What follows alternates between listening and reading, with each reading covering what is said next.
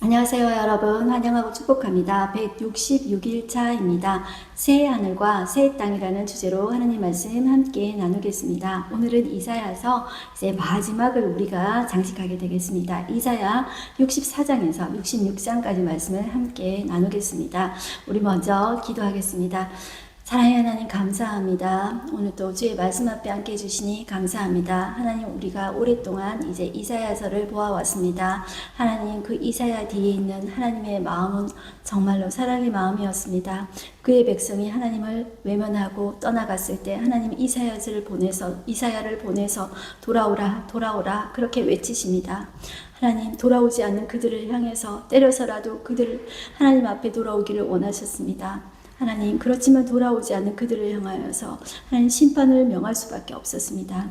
하나님, 그러나 돌아온 그 남은 자들을 하나님은 회복시키시고 구원케 하셔서 다시 하나님의 나라를 계속 이끌어 가시는 것을 볼 수가 있습니다. 하나님, 오늘도 우리가 하나님을 믿는 자로서, 회복된 자로서 우리가 하나님의 말씀 앞에 앉았습니다.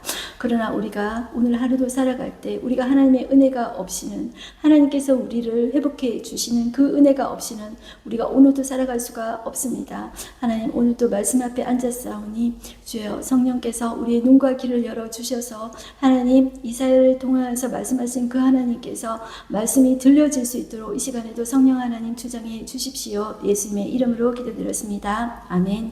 네. 우리는 계속해서 이사야서를 보겠습니다. 이 후반부 부분은 주제가 구원하시는 하나님이시지만 그래도 그 심판의 메시지가 이제 조금씩 들어 있습니다. 그런데 이제 주된 주제는 구원하시는 하나님, 회복해 하시는 그런 하나님이 주제입니다. 그렇게 보시면 되고요. 우리는 이 오랫동안 이사야서를 보아왔습니다. 이사야는 제가 지난번에 말씀드렸듯이 이 므낫세가 이 이사야를 톱으로 켜서 죽였대요. 그럼에도 불구하고 이 이사야는 그 하나님의 그 사랑의 마음을 외면할 수가 없었어요. 그래서 그 메시지를 계속 이렇게 하는 거예요. 제일 길잖아요. 제일 방대한 양으로 하나님의 메시지를 그걸 전하는 것입니다. 므낫세가 왕이 권력을 가지고 죽이든 말든 그 하나님의 마음을 전하는 것입니다. 그 마음에는 심판을 외치지만 그 마음의 중심에는 그 하나님의 사랑의 마음이 가득히 있는 거예요. 그 이사야가 그렇게 눈물을 흘리면서 하나님의 메시지를 전했다면 그 이사야 뒤에 있는 그 하나님도 눈물을 흘리는 거예요. 우리는 그 생각을 하면서 이사야서를 보셨으면 좋겠습니다. 이사야 64장을 펴시고요. 이 64장은 그 앞에 63장과 마찬가지로 택한 백성을 위한 이사야의 기도가 계속되고 있습니다. 64장 1절을 한번 보겠습니다. 원하건대 주는 하늘을 가르고 강림하시고 주 앞에서 산들이 진동하기를 불이 삭불 사르며 불이 물을 끓인 같게 하사 주의 원수들이 주의 이름을 알게 하며 이방 나라들로 주 앞에서 떨게 하옵소서. 주께서 강림하사 우리가 생각하지 못한 두려운 일을 행하시던 그때 산들이 주 앞에서 진동하여 싸우니 주 외에는 자기를 앙망하는 자를 위해 이런 일을 행한 신을 옛부터 들은 자도 없고 귀로 들은 자도 없고 눈으로 본 자도 없었나이다. 네, 이 이사야는 먼저 하나님의 그 권능을 찬양합니다. 그리고 나서 이제 그 다음부터 나오는 것들이 이스라엘의 죄악을 낱낱이 이제 고백하게 이제 됩니다. 이제 5절 한번 보겠습니다. 주께서 기쁘게 공의를 행하는 자와 주께서 주의 길에서 주를 기억하는 자를 선대하시거늘 우리가 범죄함으로 이제 죄를 이야기하는 것입니다. 주께서 진노하여 싸우며 이 현상이 이미 오래되었사오니 이미 이제 오래되었다는 거예요. 우리가 어찌 구원을 얻을 수 있으리까? 무릇 우리는 다 부정한 자 같아서 이사야의 고백이 이것입니다. 우리는 깨끗한 것 같지만 우리는 솔직히 말해서 다 부정한 자 같습니다. 우리의 의는 다 더러운 옷 같으며 우리는 다 잎사귀같이 시들므로 우리의 죄악이 바람같이 우리를 몰아가나이다. 이것이 정직한 고백입니다. 우리가 하나님 앞에서 어떻게 나는 깨끗하다고 이렇게 말할 수 있겠습니까? 아무리 깨끗한 자라고 우기면서 나는 죄가 없다 할지라도 그렇지 않습니다. 하나님 앞에서 우리는 다 부정하고 부패한 존재이며 더러운 옷을 입은 자입니다. 7절 주의 이름을 부르는 자가 없으며 스스로 분발하여 주를 붙잡는 자가 없사오니 이는 주께서 우리에게 얼굴을 숨기시며 우리의 죄악으로 말미암아 우리가 소멸되게 하셨음이니이다. 하나님께서 일부러 숨으신다기보다도 여러분들 우리의 죄악 때문에 하나님이 느껴지지 않는 것입니다. 하나님이 경험되어지지 않는 것입니다. 죄가 있을 때 하나님께서 하나님을 경험할 수가 없게 됩니다. 그래서 은혜의 시작은 죄를 깨닫는 것부터 그것이 시작이라고 계속 보시면 되겠습니다. 8절 보시면 그러나 여호와여 이제 주는 우리 아버지시니이다. 우리는 진흙이요 주는 토기장이시니 우리는 다 주의 손으로 지으신 것이니이다. 여호와여 너무 분노하지 마시오며 죄악을 영원히 기억하지 마시옵소서. 구하오니 보시옵소서 보시옵소서. 우리는 다 주의 백성이니이다. 이렇게 고백하고 있습니다. 이사야는 하나님 우리가 죄를 지었습니다. 그럼에도 불구하고 하나님은 우리 아버지이시지 않습니까? 자, 이것은 하나님과 이 이스라엘의 긴밀한 어떤 언약관계, 아버지와 자식은 뗄 수 없는 관계잖아요. 그것이 성경에서 나오는 이 언약관계가 하나님과 이스라엘 사이의 언약관계, 이 결혼관계를 언약관계라고 이렇게 표현을 해요. 이것은 뗄 수 없는 관계라는 것이죠. 그러면서 너무 분노하지 마옵소서 이렇게 이사야서는 구하고 있습니다. 중보기도 하고 있습니다.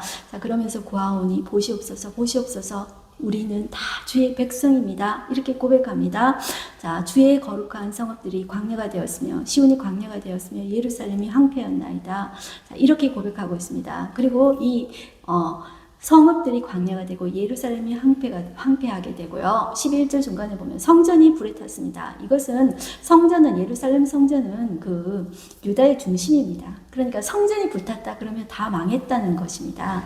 그런데 완전히 총체적으로 망하지는 않았어요.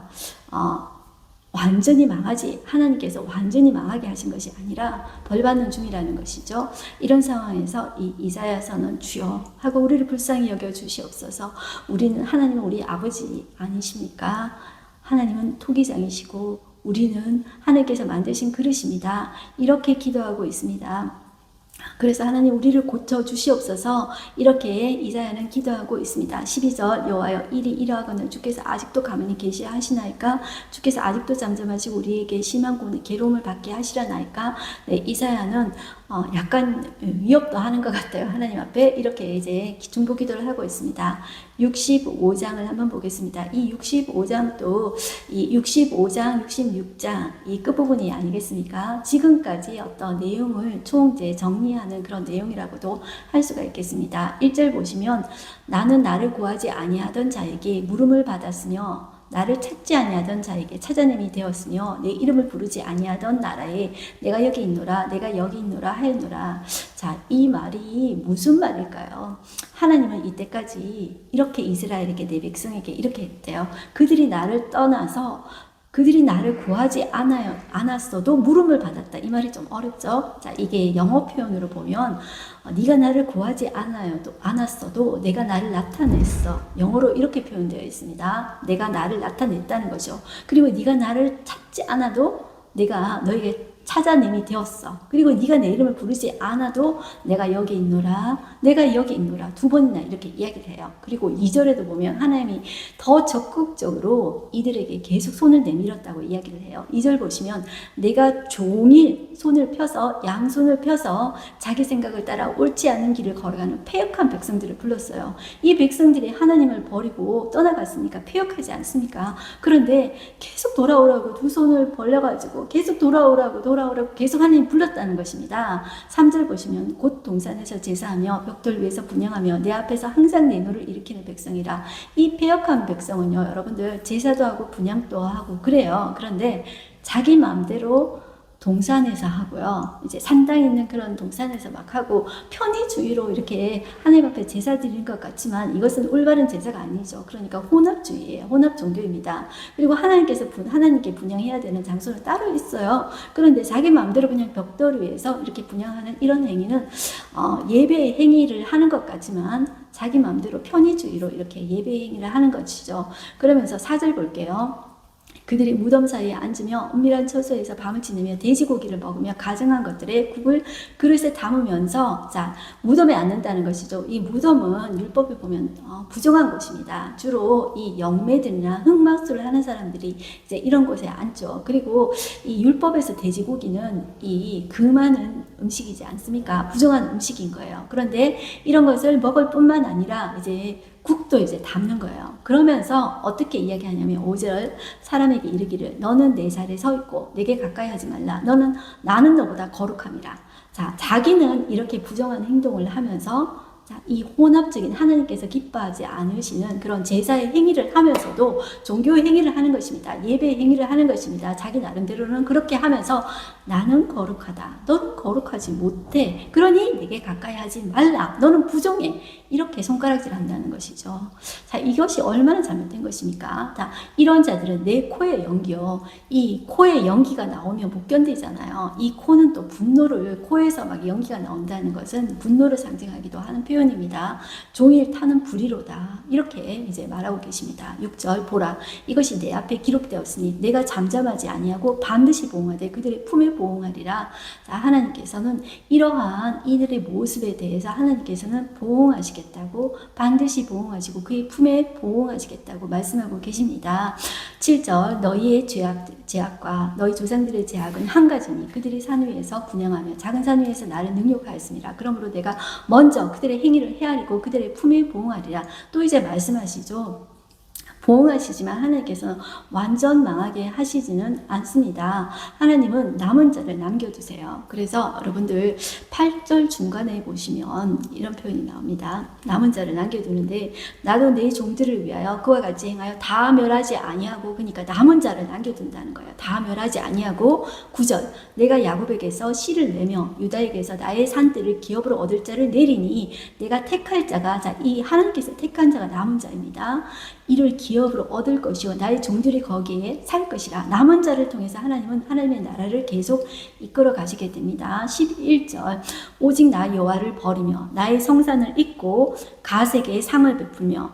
여러분들 이 배교자들에 대해서 하나님께서는 이렇게 이야기하시는 것입니다. 나의 성산을 잊고 가섹에 상을 베풀며. 가시라는 것은 이 운수신 행운의 신을 말하는 것입니다. 그리고 무니에게 석분수를 가득히 붓는 너희여. 이 무니는 운명의 신이에요.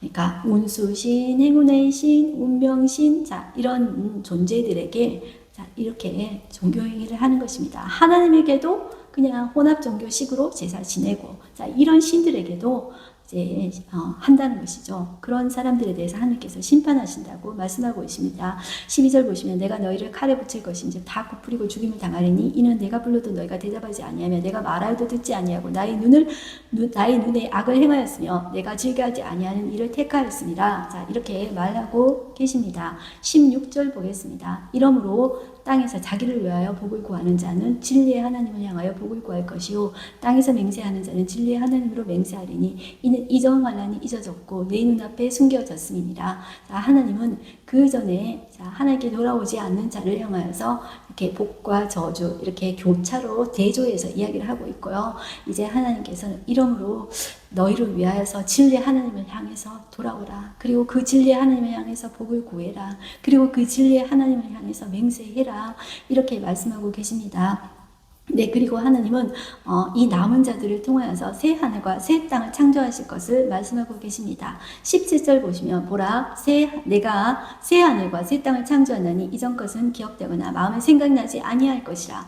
왜냐하면 여러분들 그 전에 있었던 어떤 에덴 동산의 영광보다 하나님께서 지금 만드신 새 하늘과 새 창조는 훨씬 더 이제 새로운 창조고 질적으로 새로운 창조이며 높은 차원의 하나님의 회복이라고 말할 수 있겠습니다. 18절 보시면 너희는 내가 창조하는 것으로 말미암아 영원히 기뻐하며 즐거워할지니라. 보라 내가 예루살렘을 즐거운 송으로 창조하며 그 백성을 기쁨으로 삼고 내가 예루살렘을 즐거워하며 나의 백성을 기뻐하리니 우는 소리와 부르짖는 소리가 다 그 가운데서 다시는 들리지 아니할 것이며 그 남은 자들을 통해서 하나님은 새 하늘과 새 땅으로 창조하시겠다고 말씀하고 계십니다. 그 다음에 20절 보시면 거기는 날수가 많지 못하여 죽는 어린이와 수완이 차지 못한 노인이 다시는 없을 것이라. 곧 100세 죽는 자를 젊은이라 하겠고 100세가 못되어 죽는 자는 저주받는 자이리라.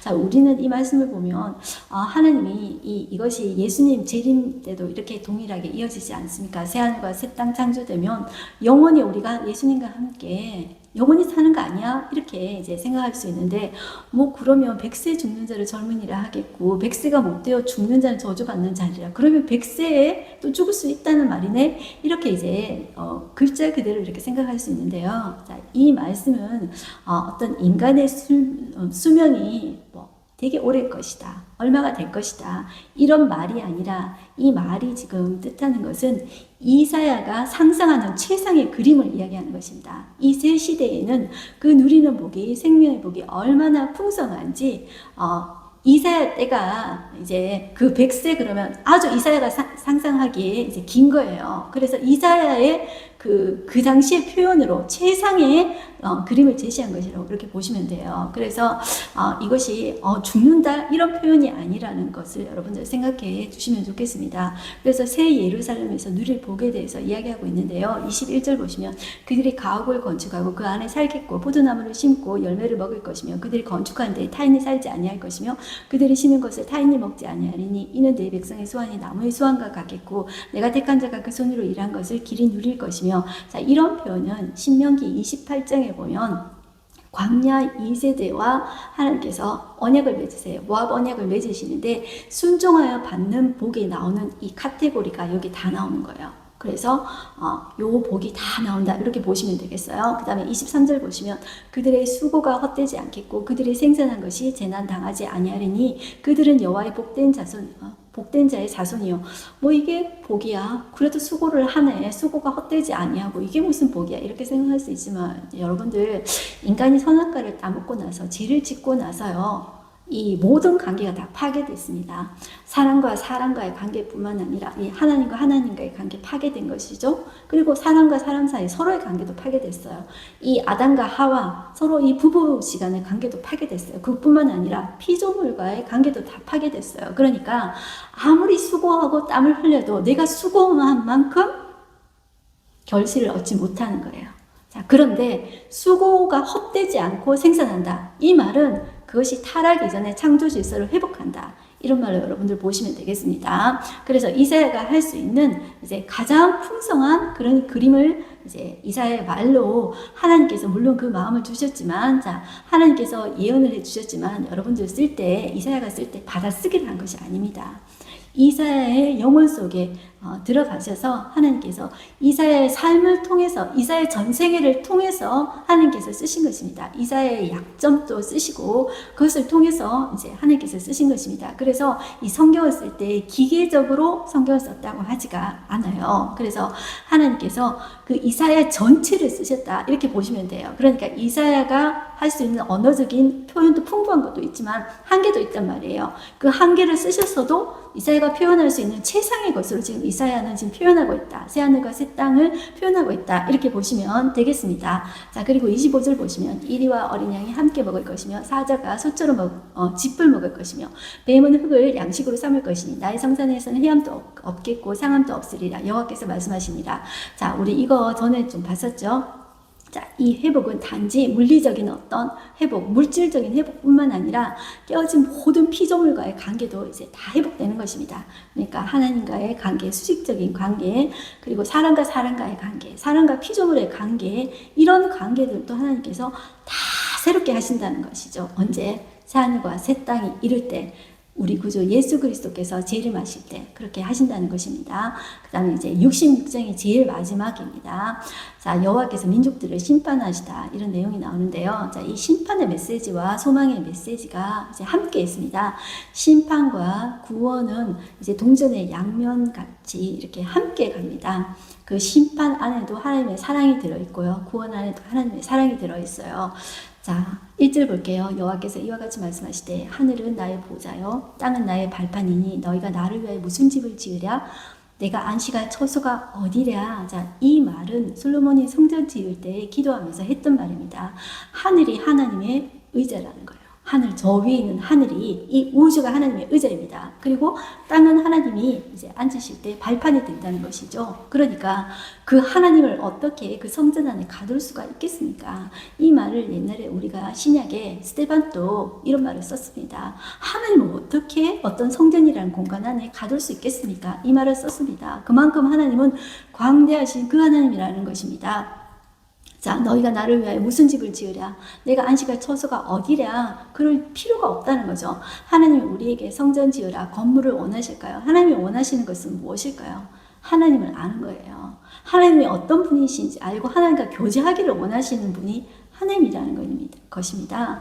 우리 부모가 우리 자녀에게 뭘 원하는 것이 아니라 친밀한 관계를 원하는 것과 마찬가지라고 할 수가 있겠습니다. 2절, 나 여호와가 말하노라 내 손이 이 모든 것을 지었으므로. 하나님이 다 지었어요. 그러니까 하나님이 필요한 것이 뭐가 있겠습니까? 우리들의 마음이죠. 그들이 생겼느니라 물은 마음이 가난하고 심령에 통회하며 내 말을 듣고 떠는 자 그 사람은 내가 돌보려니와. 이것이 핵심입니다. 하나님이 원하시는 것이 뭐가 있어요? 하나님 다 모든 게 하나님 건데 하나님이 돈을 요구하는 것이 아니에요. 그 뒤에 계속 그게 나와요. 하나님이 원하시는 것은 이거예요. 자, 이 마음이 가난하고 심령이 통회하고 이것이 어디 들어본 것 같지 않습니까? 자, 이것은 그 전에도 이사야 그 전에도 나왔던 말씀인데요. 산상수훈의 메시지하고 같습니다.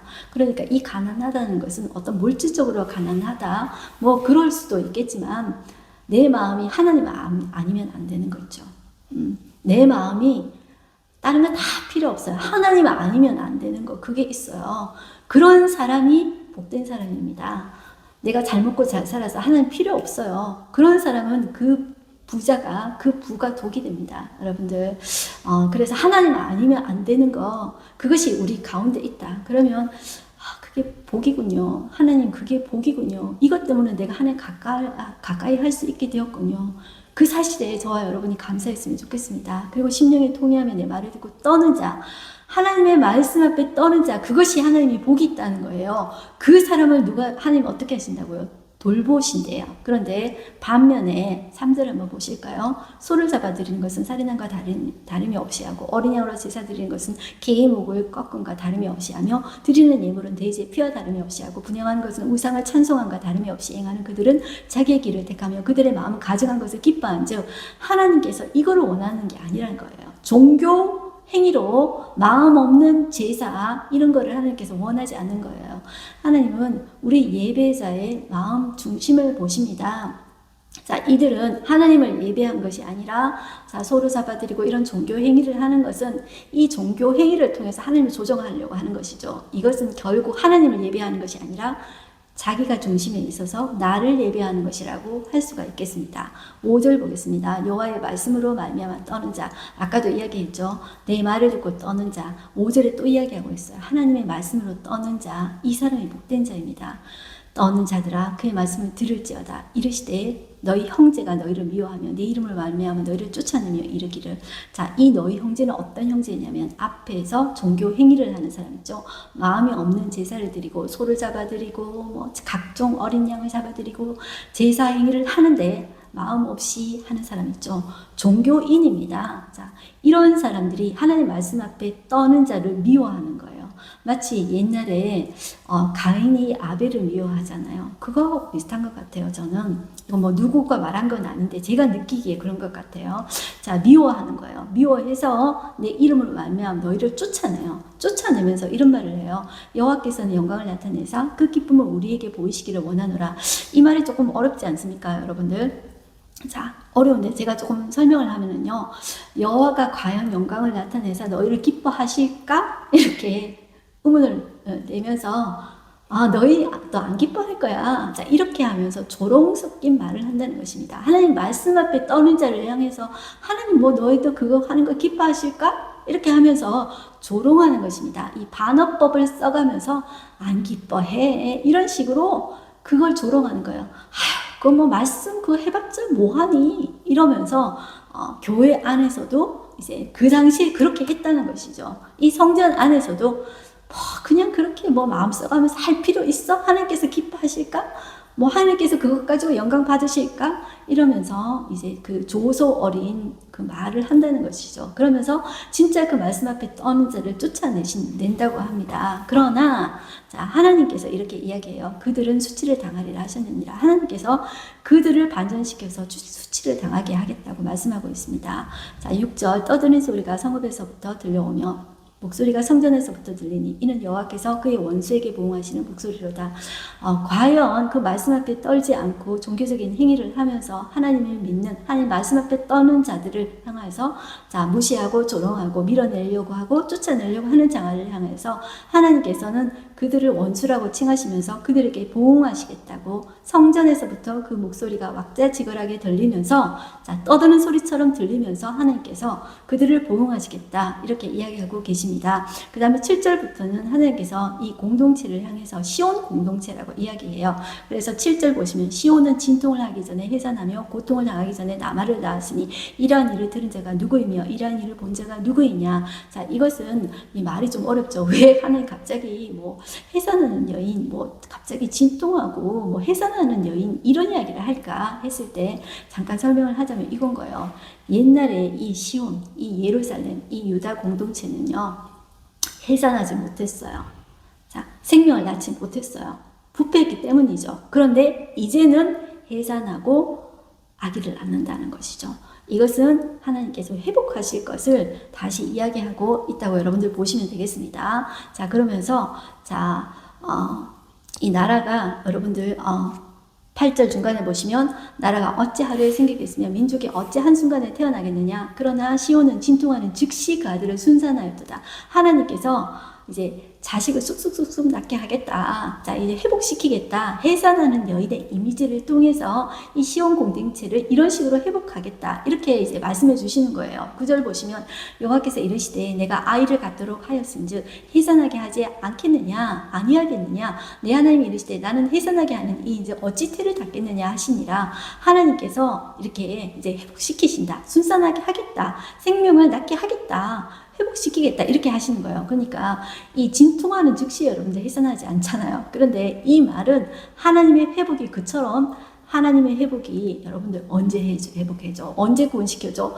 막 하나님은 거북이잖아 이렇게 생각하지만 하나님께서 회복하실 때는 가장 정확한 타임에 순식간에 하나님께서 회복시켜 주십니다.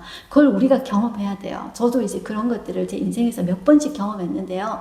하나님이 정말 느린 것 같지만 가장 정확한 타임에 하나님께서 회복을 이루실 때는 순식간에 이루어 주십니다. 그 이야기를 지금 하고 있는 거예요. 그러니까 진통하는 즉시, 이거는 여러분들 진통하는 즉시 어떻게 순산합니까? 말도 안 되죠? 근데 순식간에 그런 회복이 이루어지게 하실 것이라고 이야기해요. 우리 하나님은 그런 하나님이에요. 그러니까 그 하나님을 믿고 의지하고 그렇게 붙잡고 기도해야 되는 거예요.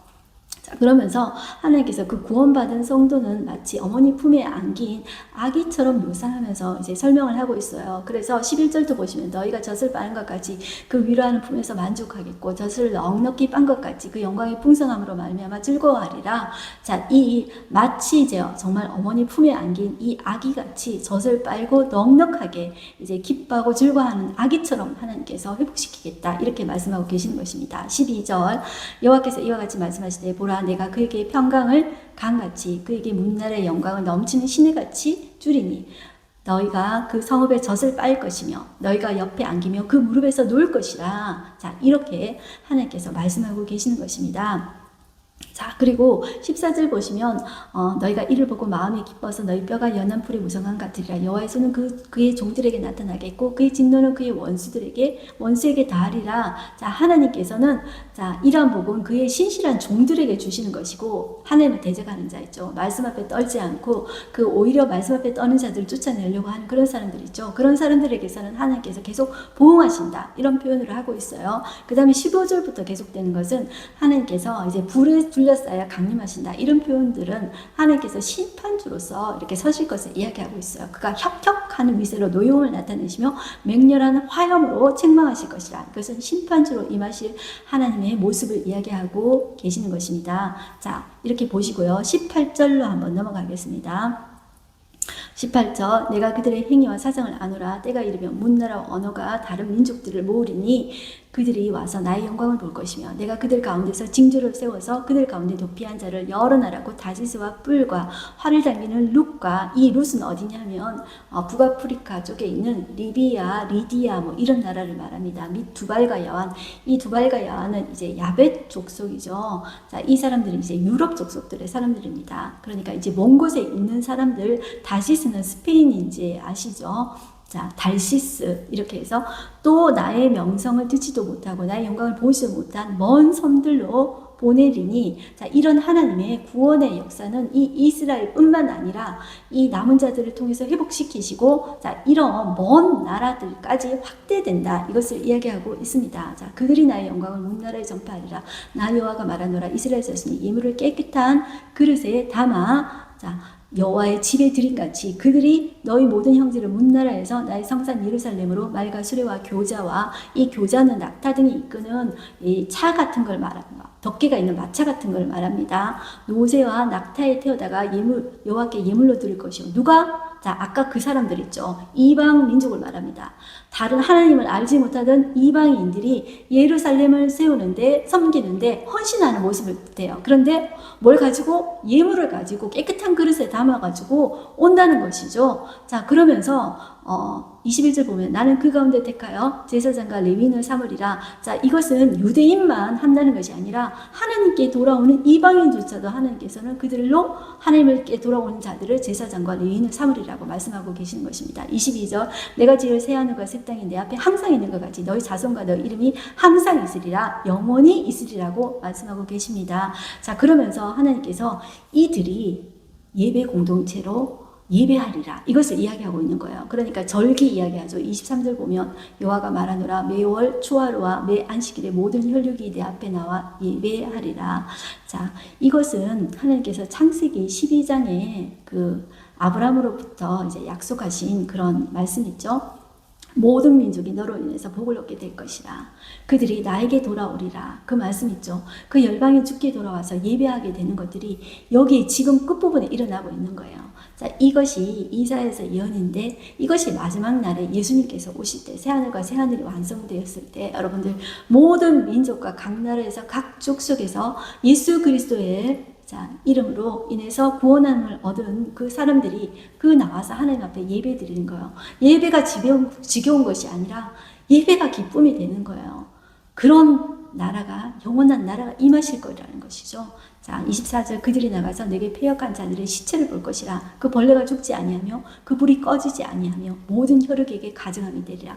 이렇게 하나님께서 심판이 있을 것을 말하고 계십니다. 하나님은 이 이사야를 통해서 회개하라, 심판하라, 이렇게 심판의 메시지를 외치지만 그 중심에 하나님의 불붙는 사랑이 계셨습니다. 이 눈물 젖은 그 하나님의 심정에 우리가 이제 전염되어야 돼요. 이 하나님은 이사야서 끝에서 정말로 사실은 울고 계시다는 것입니다. 이 마음이 하나님의 마음이라는 것을 우리가 아셨으면 좋겠습니다. 저는 이 이사야가 이 하나님의 긴 메시지를 예언하고 난 다음에 정말 그 므낫세가 톱으로 켜서 죽였다는 게 너무나도 잔인하지만, 참 이사야 정말 귀한 일을 하고 죽었다, 그런 말이 생각이 듭니다. 하나님의 마음은 끝까지 사랑이셨습니다. 우리가 돌아오기를 하나님 너무나도 원하셨다는 것입니다. 하루 한 절 말씀 보겠습니다. 나 여호와가 말하노라. 내 손이 이 모든 것을 지었으므로 그들이 생겼느니라. 이스라엘만 생긴 거 아니에요. 우리 모든 사람이 생긴 거예요. 이 모든 우주 만물이 하나님께서 지으신 것입니다.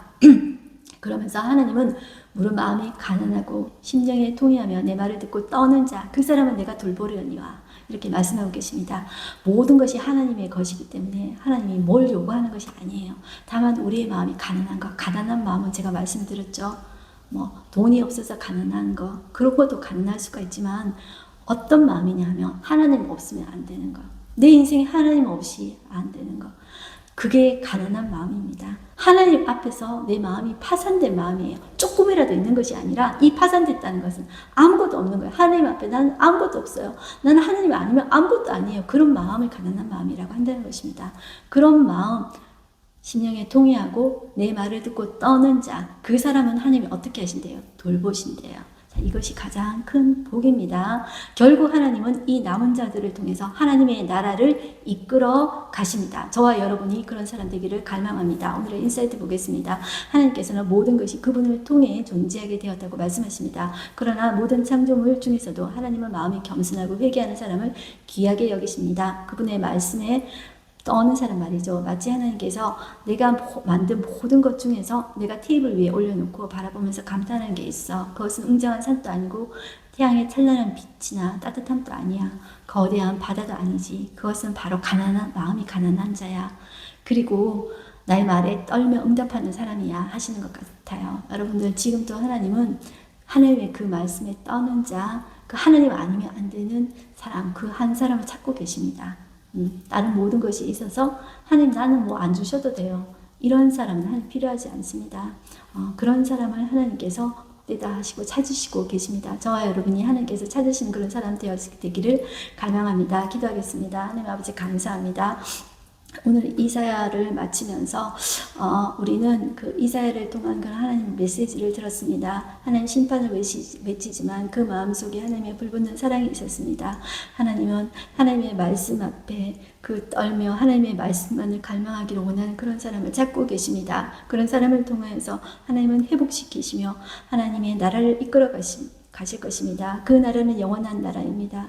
풀과 꽃은 시듭니다. 그것이 우리의 인생입니다. 시들어가는 것이 우리의 인생입니다. 노쇠해 가는 것이 우리의 인생입니다.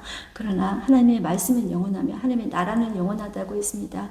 우리가 과연 무엇에 마음을 둘 것입니까? 풀과 같이 꽃과 같이 시들어가는 그런 모든 것들에 세상의 것들에 마음을 두겠습니까? 하나님 변치 않는 영원한 그런 하나님의 말씀에 우리가 귀 기울이며 그 말씀을 우리 가슴 속에 새기고 또 새기는 우리가 되어지게 하여 주시옵소서. 그 하나님의 말씀에 반응하며 새겨질 때 우리는 하나님의 돌보심을 받으며 하나님이 어떠한 분이신지 알게 되며 하나님의 거룩한 통로로 쓰임받게 될 때 그것이 우리가 이 땅에 태어난 정말 하나님의 도구로 쓰임받을 때 느껴지는 가장 귀한 행복입니다. 하나님 우리가 우리 자신만을 위한 그 삶이 절대로 행복한 삶이 아닙니다. 우리 자신과 우리 그냥 자손만을 위한 삶이 행복한 삶이 아닙니다. 하나님은 우리 자신과 우리 자손을 넘어 더 많은 공동체 가운데 하나님의 복을 전해주는 사람이 되기를 원하시고 계십니다. 그러기 위해서는 우리가 하나님의 말씀의 사람이 되어야 되겠습니다. 하나님께서 찾으시는 사람이 되어야 되겠습니다.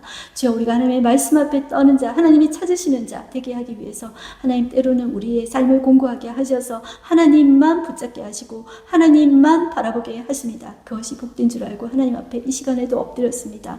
주여 주의 말씀이 우리 속에 새겨질 때 아멘하고 받아들이며 하나님 그 말씀이 더 깊이 새겨질 때 그것이 복된 줄 알고 하나님 앞에 감사 기도를 드립니다. 하나님 이 말씀이 더 깊이 새겨지게 하여 주시옵시고 우리를 통하여서 하나님의 역사를 이끌어 주시옵소서. 하나님의 나라는 영원합니다. 그 나라에 쓰임받는 우리가 되게 하여 주시옵소서. 예수님 이름으로 기도드렸습니다. 아멘. 여러분들 승리하십시오. 여러분은 그냥 쓰러져 지나가는 풀과 꽃 같은 존재가 아니라 하나님 나라의 가장 귀한 하나님의 사람입니다.